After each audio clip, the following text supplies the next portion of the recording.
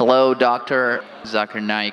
My name is Harris. I'm from Phoenix, Arizona, in the United States. I'm an entrepreneur and a marketing manager.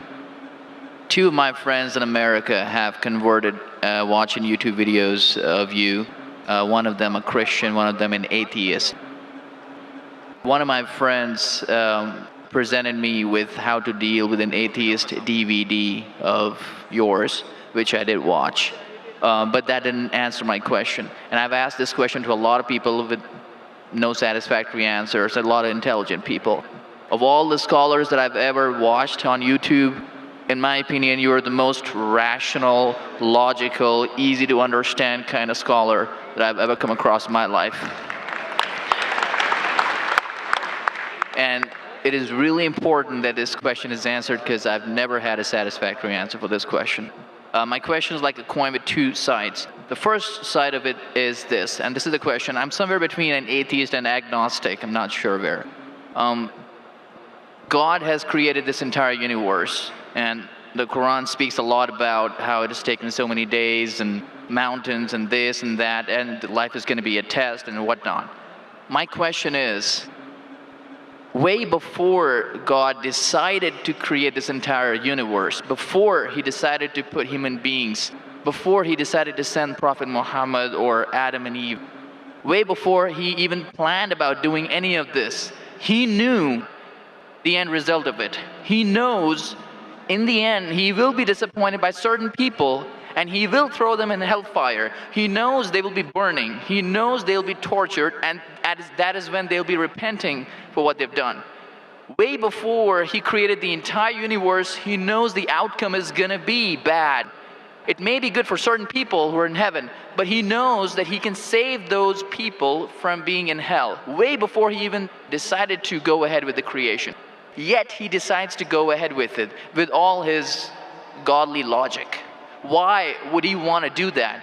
The question, if I can just put it in this manner, how can God be so sadistic that he would actually go ahead with a plan which he knows is going to end up in that manner? That's the first side of the coin. The second side of the coin is, for some reason, if I believe that, okay, God is almighty and he understands everything is great, God is great, why is God insisting in the Quran that look at the mountains, look at the protons, the electrons, this and that, everything is so synchronized, how amazing I am? Why is he forcing us to find his creation amazing when it is a piece of cake for God? I mean, he just had to say kun and it was done. Then why is it a big deal if God has made this entire universe which is so amazing?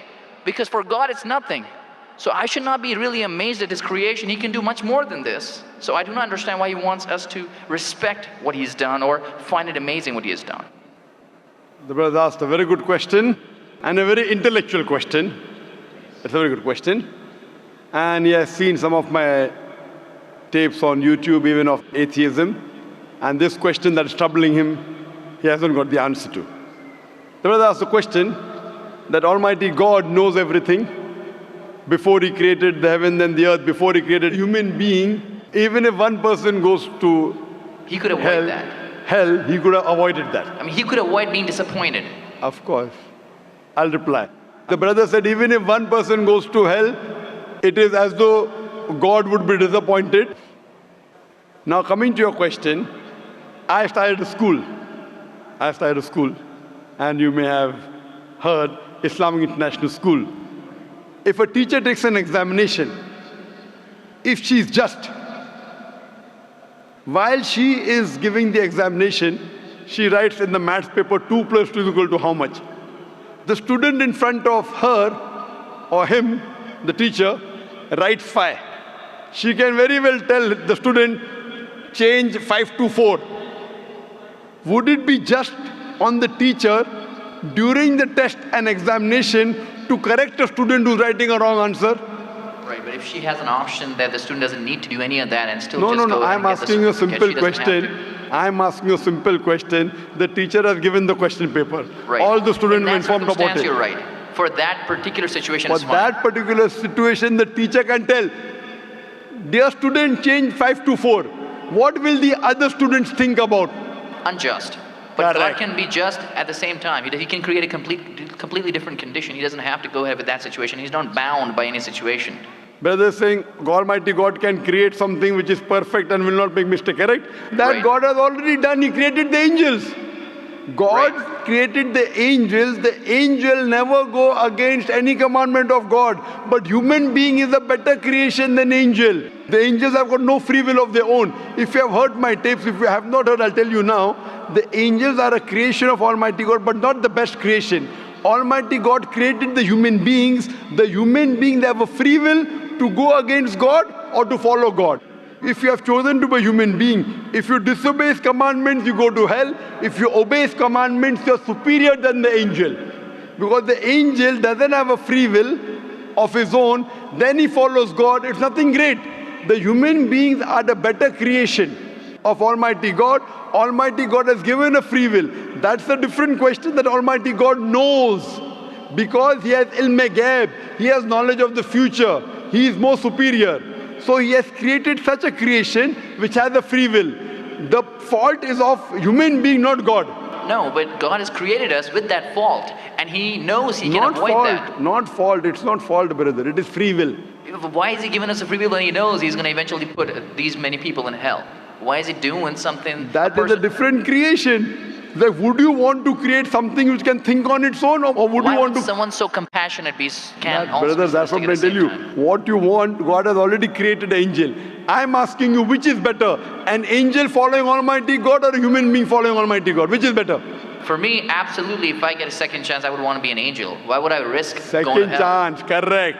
That's why Almighty God says in Surah Araf, chapter number 7, verse number 172, Almighty God brought all the human beings from the loin of Adam and asked them, is there one God? All agreed. Almighty God says in Surah Hashar, chapter 59, verse number 21, if Almighty God revealed the Quran on the mountain would shudder down. Almighty God says in Surah Ahzab, chapter 33, verse number 72, it is the human beings who were fools who said we want to be human beings. You and I were fools. Now you cannot backtrack. Once you said you want to appear for the test, once you read the test paper. Nobody asked me. That's They what, asked Adam and Eve. No, brother. Quran says every human being was asked. And then it is washed off. This memory is washed off. If the memory is there, where is the test? Almighty God says in the Quran, do you want to be a human being? If you become a human being, you can become superior to an angel or can get inferior. If you don't want to become a human being, just pass. Even for argument's Brother, sake, even in that please let condition. me complete. You ask the question. All right, go If ahead. you sorry. interject, how will I answer? Sure, go ahead. So Almighty God asked the human beings, and the Quran says, we human beings were fools, you and I both, were fools who opted for the test. Now once you undergo a test, if you follow the commandment after free will, you be superior to an angel. If you disobey Allah, you become inferior to an angel. We wanted to pass with distinction, you and I. You told, I don't remember. Of course you will not remember. And even I don't remember. But I believe in the Quran. On the day of judgment, Almighty God says, not a single human being will object to the justice of Allah. That we'll come to know on the day of judgment. Only thing we'll say, please give us one more chance. Almighty God will say it's too late. Because if He wants to give you a new chance, even I'll have to come back in the world again. Again, everyone. So those who failed, He can't get only the failures. So the Quran says no one will ever object on the justice of Allah. They will request Allah, give us one more chance. Almighty God will say too late. Almighty God gives us chances in this world itself. You make a mistake, Allah gives you a chance to repent. You repent. Allah forgives you. Again you make a mistake. Once you die, it's only one. So as far as the first question is concerned, why did God create? Because it's a better creation. Any logical person, including you, has to agree that a person who has the free will is a better creation than a person who has no free will. Only your question you don't remember is perfectly right. When you die, when you're resurrected, that time you and I will meet. Then you will say, I remember. Even I don't remember now. But I have faith in the Quran that Quran cannot be wrong, because scientifically, if you heard my lecture, 80% of the Quran is 100% matching with science. 20% is ambiguous, neither right, neither wrong. So my logic says when 80% is 100% correct and not even 0.1% of the 20% is wrong, so my logic says even this 20% would be right. I'm a scientific person, I'm a logical person. So I believe in the statement of the Quran that we chose. If you wouldn't have chosen, you could have questioned God. Why did you make me a human being? Then God would have been at fault. But God says in the Quran, He asked, the mountains were afraid. Everything else was afraid. We human beings opted for this. But do you remember being asked? I don't remember being asked. Brother, that question. if you heard my answer, even I don't remember. But if you remember, then where is the test? Imagine if a teacher teaches you something. Teacher teaches you something. Teacher gives you the book. The teacher has to take away the book for the test. If the teacher says, okay, take the book and answer, where is the test? Okay, but why? After the examination is over, you can go home and check or not. But even before the exam began, God knows the end Brother, result. listen to me. After the examination is over, can you go and check home or not in the textbook? Absolutely. But during the examination, can you check? No. So now the examination is going on, brother. Once it's over, you can check. If you tell teacher, I want to see the textbook, I don't remember. No. During the examination, you cannot refer to the textbook. It will be called cheating.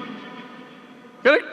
So once the examination is over, if you don't remember, you tell God, what is this illogical? But Quran says not a single human being will object to the justice. Let the test get over. So today, I being a scientific person, I being a logical person, based on my knowledge of science, based on my logic, when I read the other scriptures and when I read the Quran, I find Quran is the only book, only religious scripture on the face of the earth which passes this test. So therefore I, being a scientific person, being a logical person, agree, okay, fine. This statement of the Quran also has to be right. I don't remember, that's the test. If I remember, where is the test? So that answers the first part of the question. First part, that saying that God was sadist. God is not sadist.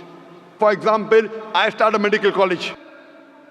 I want the school students to go to medical. How many students who go to school enter the medical college? Just roughly, can you guess? Few. Surely less than 5%. Less than maybe 1%. So why did you make a college where only 1% can enter? Fine. It is for selected few. So same way God made heaven, Jannah, Jannat-e-Firdaus. Everyone cannot go to Jannat-e-Firdaus. Why not? Sorry? Why not? Why can't everyone go to medical college? Because it's human capacity. If humans were capable of being able to put everyone in medical college, they would. That's the way we are made. The same way everyone cannot become a doctor. Only those who have the capacity. Same way everyone cannot go to Jannat-e-Firdaus, the high levels of paradise. We have to strive. God has given you capacity. If you don't follow His guidance, you cannot. If you follow His guidance, to go to Jannah is very easy. If you're intelligent, it's very easy. If you're intelligent and if you're truthful to yourself. But if you're not truthful to yourself, even a non-intelligent man can go to Jannah. Only thing, you should be truthful. God has given you different options how to follow Him. Some people think they are smart. I tell them they're extra smart. If they were smart, they would see it is crystal clear, in black and white, that this is the word of God. You have to follow it. That's the reason Francis Bacon said, little knowledge of science makes you an atheist. In-depth knowledge of science makes you a believer in God. So I wouldn't say God is sadist. I said we were fools who opted to undergo the test. Not God. God gave you an option. What do you want to be? We chose.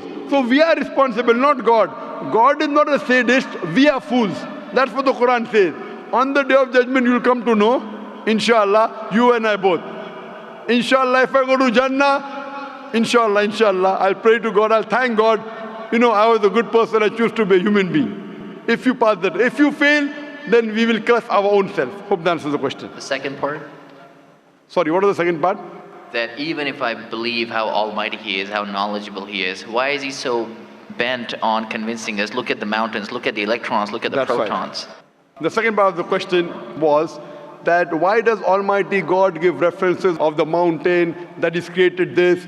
For Him it is peanuts. So why is He talking? You know why is He saying? He's saying these peanut things, mountain, they would shudder. You human being who are superior, why don't you understand? Quran says in Surah Hashar chapter 59 verse number 21, had the Quran been revealed on the mountain would have fallen down to utter ruin.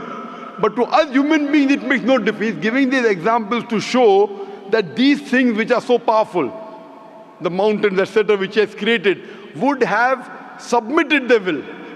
Why don't you human beings do? He's trying to give an example that we are fools. He's not trying to praise Himself.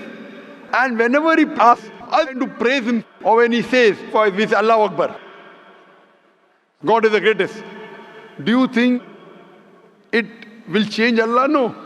Whether you say 1,000 times Allahu Akbar or 1,000,000 times, He cannot become greater. He's already the greatest. The reason we say these things is because it is our human mentality, our human nature, that we follow the people who are famous, we follow the people who we praise. For example, your mother has a heart attack. There is an unknown person on the street who gives you the treatment. And you heard that the best heart specialist in the world is Dr. X. Now, will you follow Dr. X's advice or the person on the street who you don't know? Dr. X. Why? Because Dr. X is famous. People know him. He's the best in the world. So the reason in our salah, in our life, we say Allahu Akbar, Allah is the greatest, Allah is the most wise, Allah is the most intelligent. Why? If we say that, it doesn't benefit Allah. It benefits us. That if we praise Him, we follow Him. If we follow, we go to Jannah. To Allah, it makes no difference. Therefore, Allah says, will you not then believe? Will you not then understand? That means the Quran is revealed to the people for understanding. So He's giving this example not to make Himself great. He's already the greatest. Whether you say 1,000,000 times Allah is the greatest, it will not make a difference to Allah. He's telling it to you. Allah says in the Quran, Allah does not require you, you require Him. So when we praise Him, it is human psychology that the person you praise, person you talk great about, you tend to follow His advice. By following His advice, it will benefit you, it will not benefit Him. He is already the greatest. He is already the merciful. So these are rules and regulations laid down. He is our creator. He knows our mindset. You are a student of science, correct? I am also a student of science. The moment I come to know, Allah mentioned these scientific facts which we came to know today, 50 years back, it increases my faith in Allah. Allah says in Surah Fussilat chapter 41 verse 53, Sanurihim ayatina fil afaqi wa fi anfusihim hatta yatabayyana annahu al-haq. Soon we shall show them our signs in the furthest regions of the horizons and into their soul until it is clear to them that this is the truth. So Allah is giving these examples so that it benefits us. For Him, it makes no difference. It is benefiting us, so He is giving us a chance to follow Him so that we can go to heaven.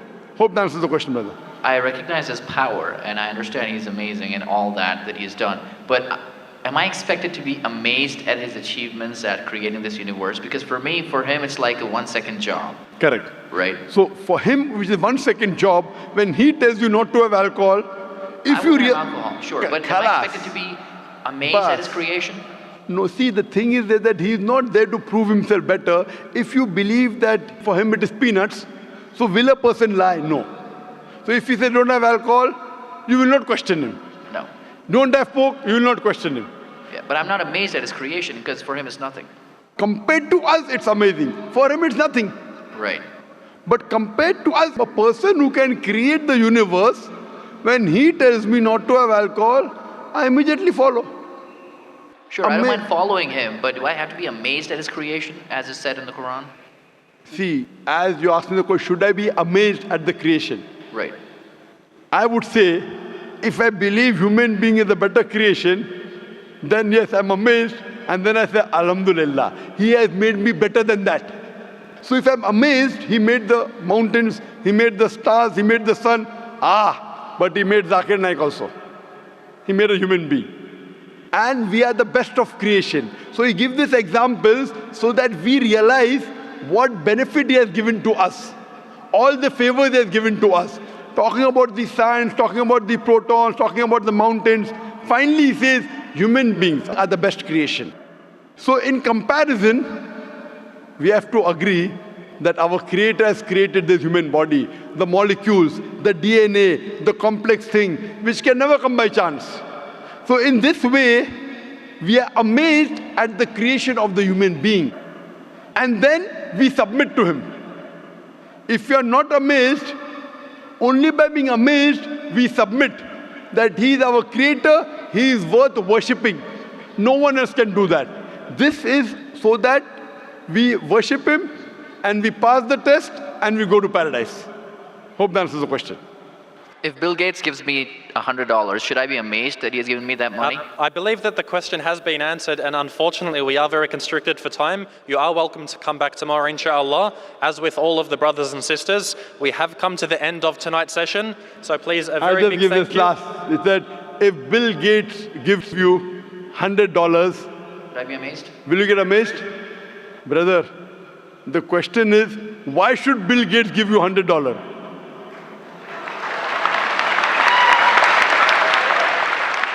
If you tell me a Tom, Dick and Harry gives you $100, nothing to be amazed. Bill Gates gave me $100. It's something that he gave you. Why did he give you? Why not somebody else? Why? The question is, why did he give you is the question. Okay. If some Tom, Dick and Harry gives you, if a man on the street gave you $100, Bill Gates. Got it. You got it, The no? answer. Got it. I got that. So now you're convinced, huh? Yes, absolutely. That is the answer. So inshallah, I hope that we'll come closer to Islam. So I should not be amazed at the fact that he's given me the money. I should be amazed it's him who's giving the money. Alhamdulillah. Got it. So it was worth the time extending. Alhamdulillah.